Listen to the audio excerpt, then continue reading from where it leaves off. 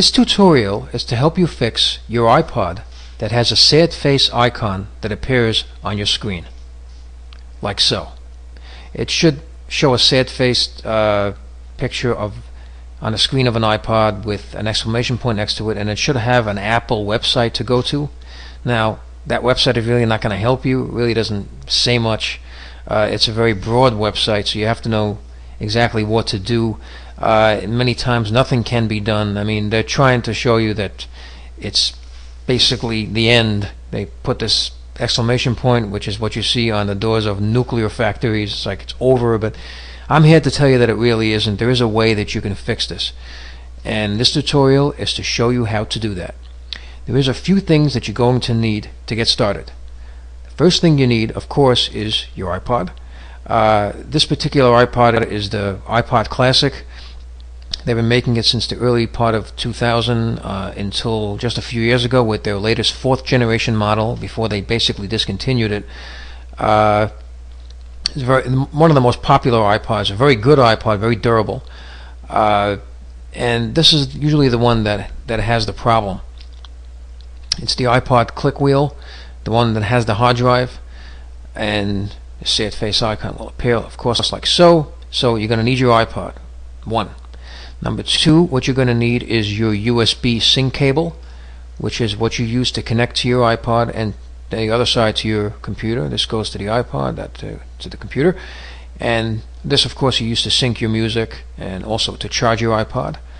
The third thing you're going to need is a USB power Apple iPod adapter. You can either actually use the Apple iPod adapter, which you can purchase in any any Apple store, or you can use any USB power adapter, which would be compatible. They have different companies that make them, like Belkin, and they sell them just about everywhere. As long as it's a quality name, a good brand power adapter, it will work. I've tried them both. They all work the same. So those are the three things that you need to get started. The next thing you need to do is to take your iPod and put your thumb on the select button and at the same time on the menu button, like I'm pointing so, simultaneously. First put your thumb on the select button, and the next button you hold down is the menu button. As you're holding them down simultaneously at the same time, I would say after about 7 seconds, you're going to notice that the screen is going to change from showing the sad face to just completely going off. It's going to show a blip at the center of the screen, like you turn a television off. It's going to go off. The very next thing you need to do is, at the same time, you have to hold down of course you have to let go of the buttons after this happens, and then you have to hold down the select button and at the same time the play and pause button. This time you hold these two buttons down. Now what's going to happen is, as you push this button, the Apple icon, Apple, is going to appear in the center of the screen. The one that looks like this, you're going to see this appear. It's going to show on the screen, and you may hear some clicking sounds too as that happens. Getting back to the iPod, then you're going to notice that the screen is going to change and look like this. You're going to see a screen that looks like this. It's going to say OK to disconnect, and on top, it doesn't show it here, but it's going to say disk mode. OK to disconnect with a big check mark in the center. Once you get it to do this, that's the point, to force it into disk mode and to get it to the screen. Then we're almost done, and we're almost, as they say, on easy street.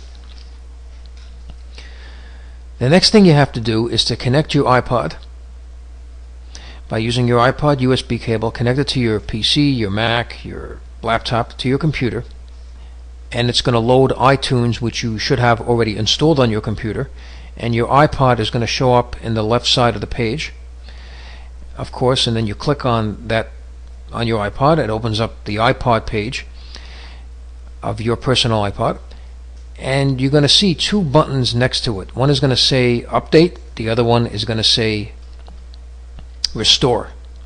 You have to click on the restore button. when you do that, your iPod is going to start restoring, and it's going to be going back to factory settings. It's going to be restored to factory settings, and that's what you want to do. This may take a few minutes, so just be patient. Once it's done, you're going to see once again that your iPod screen is going to change and show a picture like this. It's going to show a picture of a power adapter being connected to a standard wall outlet. Once you see this, you have to disconnect your iPod from the cable and from the computer, and then connect it to your USB power adapter and plug that into the wall. Once you do that, you're going to notice immediately the screen is going to show a status bar going across like that, and it's going to show it being reset to factory settings, and that's what you want to do. Once this is done, you could just unplug the iPod, and you'll notice that it's going to power up, it's going to light up, and it's going to start to work just like new. I just wanted to let you know this may not work if your iPod was dropped in water, or if it was dropped and if it was used heavily and was damaged. So it can work and just may not work, but for most cases it does. So I hope this tutorial was beneficial to you and helped you fix your problem. And if you have any questions, please feel free to email me or leave comments. Thank you.